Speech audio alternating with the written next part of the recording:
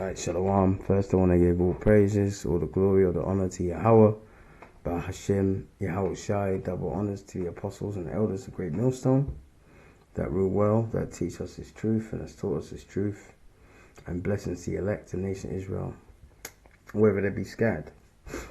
Alright, this is Brother Yakal coming with another lesson, and Lord willing, it will be edifying. Now, today's lesson is on the riots that are going on in LA. And it's all scriptural, and it's all deceit, and it's all lies, basically. And the devil is doing his work. But I'm going to show you, there's going to be some clips here, and then I'm going to come back, all right, with some scriptures that will edify you. And really, it's just showing you that we're right near the end, you know, the prophecies that are in the Bible. This is not a fairy tale book. All right, this is not a fairy tale book. This is a real life prophecy book, man. All right. In Revelation 19, it says to be occupied in what? The spirit of prophecy, and that's what you're gonna get in this video. All right. So we're gonna show some clips because all of these anti-ICE migrant protests are all fabricated or fake, and there's a lot of Israelites who are, well, let's call them black people because they don't even care that they're Israelites. They're not bothered about it. They're not in His truth. They're saying, oh, you know, well, why should we get involved? And then you got Israelites who are from the Northern Kingdom, who are mainly Latinos, are saying, oh, you know, why don't black people come involved? You know, we did it. We came involved with Black Lives Matter. Listen, the tribes are going to come, but our nation is going to come together, but we're going to come together in tribulation. All right? But just because our nation is going to come together in these last days, don't mean that everyone's going to be saved. It's the elect of the nation Israel that is going to be saved, 144,000, you know, and that multitude, which is written in Revelation chapter 7, all right, verse 4 on down, all right? So, watch these clips. All right, I'm not going to make them too long. I'm going to hopefully edit them so it's not too long. But it's going to show you the deception about what's going on. And we're going to come back and hit some key scriptures about prophecy. I just got offered $200 a day to go protest ICE in New York. The organization was called No Kings. They said June 14th we're going to be protesting, and these are the streets that you need to be on, and this is what you need to do. You need to cause chaotic disruptions, and they said that there's going to be pallets of like bricks and different things everywhere that protesters could use. They really want to wreak havoc. It's kind of ridiculous. Me as an American, you know, although I need the money, I'm like, this is very, very unpatriotic. If I was to go take this money and go protest, it's not very American. It's not what I stand for. It's obviously not even, you know, worth the time. But, you know, $200 a day is what they're paying people to go protest. The corruption is up here because it goes way beyond these organizations. They want to destroy America, and you know, people like me that need money are gonna go do it. I'm not gonna go do it, but people are gonna go do it. They're gonna go destroy, you know, the city and cause chaos. It's just crazy that, you know, they're even paying people to go do this. It just goes to show that everything we deal with is corruption, and these people at the top level, like, who's paying for this? There's got to be some billionaires paying for this so that, you know, they could try to get Trump out or something. But, you know, $200 a day to go cause chaos is like crazy. Not worth it, but also like really fucked up. These are the real sellouts in society. And see, while you and I debate policy and we speak about the different things that's happening in different cities and politically and stuff like that, there's this undercurrent, and this has been happening for a long time. There's this undercurrent of people that are basically being paid and finessed into going against their own best interests in the United States of America. Often at times we Immunity to retaliation, well, too big to fail, too big to jail. That's exactly what that is. Means that they are completely immune to retaliation or accountability. Run the relative power index, the Middle Nation relative power index on the U.S., and you will find that the public sector trends to subservience to private empires. That's textbook state capture. And I've been telling you that the military-industrial complex that used to feed itself by sowing chaos and sowing bloodshed overseas, but is now being overruled by the national OCGFC, who no longer want the global South to be destabilized by violence. They don't want it to be destabilized by horror anymore. I've been telling you that they're going to bring their operations home. Didn't I tell you that? Well, look at California right now. Look at Los Angeles. What else do you think that is besides violent colonization turning inward? You think this is about immigration law? You think ICE is enforcing laws? No. They are marauders and you are the loot. ICE is not a law enforcement agency. It is a mercenary force under contract to private corporations, hunting human beings for profit. That's all it is. That's exactly what it is. They work for the private prison industry. Your so-called immigration department is just a subsidiary. It's an interface for the private prison industry. That's what it is. That's what you turned it into. These aren't arrests that they're making. These are profit-making activities that they're engaged in. Every detention is a paycheck. Every deportation is a dividend. Do you understand? They're not police. They're pirates. They're pillagers. This isn't policy. This is commerce. You're witnessing the logistics arm of what can only really be called an ethnic cleansing operation outsourced to the highest bidder. Yes, I said ethnic cleansing because do you really believe that this isn't racial? Do you really think that this has anything whatsoever to do with someone's immigration paperwork? We know who they're targeting and we know why. And if you have any sense, you'll also understand that this practice is going to do nothing but expand, just like any business expands. That's what businesses do. It means they're going after immigrants now. This is a pilot project. They normalize it by targeting immigrants, but this is a profit-making endeavor. And you'd have to be crazy to think that they're not going to multiply their revenue streams by targeting other demographics.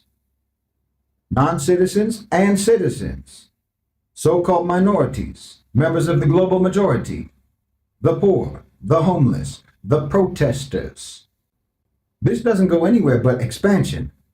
They've turned immigration enforcement into a business model. They've turned it into a supply chain. You've got militarized raids rounding up immigrants like livestock, funneling them into for-profit prisons, slapping electronic shackles on their ankles, and shipping them out on corporate charter flights like Amazon parcels. I mean, they literally said that. They literally said that they want to run deportations like Amazon Prime. That wasn't satire.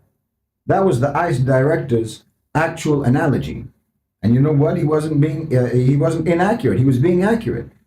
Does Amazon care what's in the box? No, neither does ICE. They don't care what's in the box.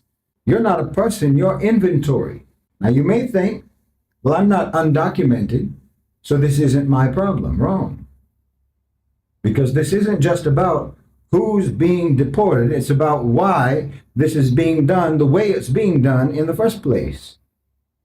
It's about who's in line next time when the migrants are not enough to satisfy the profit potential of their model.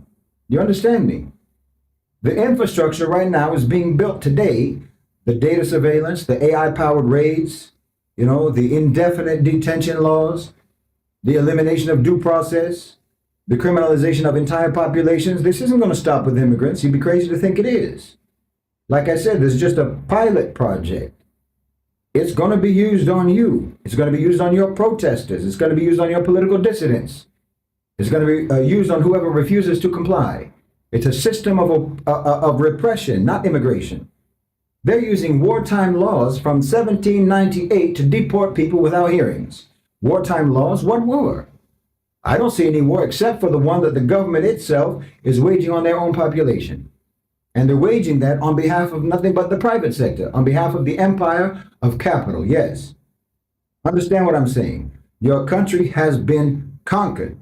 I don't know what you think I mean when I say that your country has been captured, when your state has been captured. It's been conquered. It's been conquered by corporate power. Well, what does that make ICE? It's a colonial mercenary force, nothing, no more, no less. They don't protect. We're in the Bolshevik War right now, bro. And right now what's coming up is all the pride stuff is going to be... Okay, so I had this woman come on my podcast. Her name's Mel K. She goes, I've been talking to some people in the intelligence, and they go, this gay pride stuff is going away. And the next thing you're going to see are immigration riots. This is going to be right around the next election. So, hand to God, we do this episode. Next day, Starbucks is like, we're banning all the pride stuff. And now you start seeing these they're putting little breadcrumbs out, man. Little breadcrumbs. Oh, I saw this one thing in Chicago. Oh, yeah, illegal immigrants are upset about where they're staying. And these illegal immigrants who speak no English are holding up perfectly written English signs saying we're tired of how we're being treated. And now you're starting to see this over and over again. Eric, so everyone's always like when all these Republican governors are like sending these immigrants all over the country, everyone's like, yeah, you're showing those Democrats. Bro, they're moving assets. I know it sounds crazy, but that is 100 what do you mean they're moving assets? What do you mean? Dude, these guys coming into the country, bro, have you seen them? A lot of them are Chinese, and a lot of them are military-age people. Too. And I'm telling you, they're moving, and this is what's going to be right around 2024 election. Immigration riots, people going nuts, and as listen to this, and you'll start seeing all the little breadcrumbs. I'm telling you, that's what they want you to think. You're buying it. Oh, I thought they're you're the moving assets, bro. You're the puppet. They're moving assets. What do you mean, like military people? Dude, study the Bolshevik War. It is happening in real time. 100%. But I just wanted to get that out to everybody because I'm trying to warn people. This is what's next. Oh, was it all a part of the script? Watch what he picks up off the ground.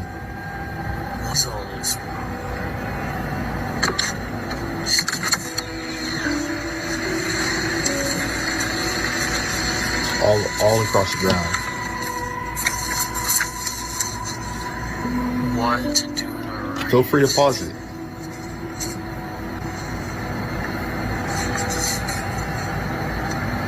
What? Feel free to pause. And then on top of that, someone filmed a couple pallets of cinder blocks right in front of the ICE facility gate. And apparently the delivery date on these were a day before the protests kicked off. But I want to know, do you guys think this is all just a coincidence? 1933, when Hitler came to power. When Hitler came to power, all right, one of the first things that happened was the Reichstag building, which is the Parliament building, all right, was burned to the ground. On February 27th, 1933, the German Parliament, the Reichstag building, burnt down. The Nazi leadership and its coalition partners used the fire to claim that communists were planning a violent uprising. See, that's another false flag. Order out of chaos. They claimed the emergency legislation was needed to prevent this. You see? And when they did the emergency legislation, see, there's pictures of the Reichstag burning down. All right. And by the way, in those days, you couldn't blame them. They didn't have internet. Now you guys have got the internet. You know, the Heavenly Father said knowledge shall increase in the last days. How's that doing via the internet? How's people getting knowing that the Israelites via the internet? All right. Okay. So the Reichstag building burnt down, and then they put in emergency legislation which took away people's rights. All right. And that was when he first came in, man. All right. And they blamed it on this Jewish communist boy who was mentally ill, man. All right. So it's an old playbook that they've been doing for a long time. All right.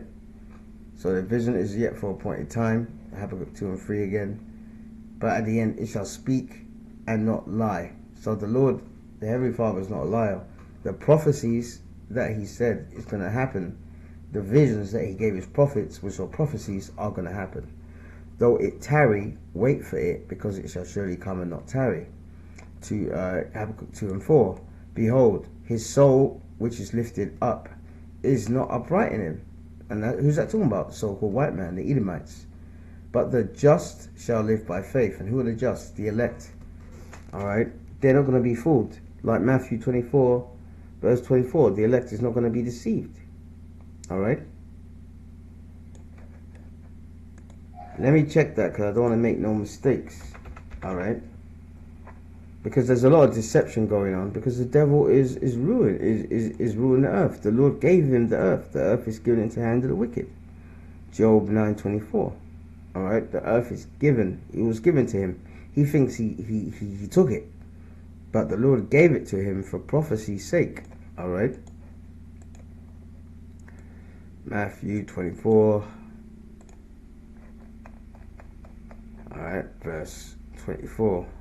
Alright. Matthew 24, verse 24.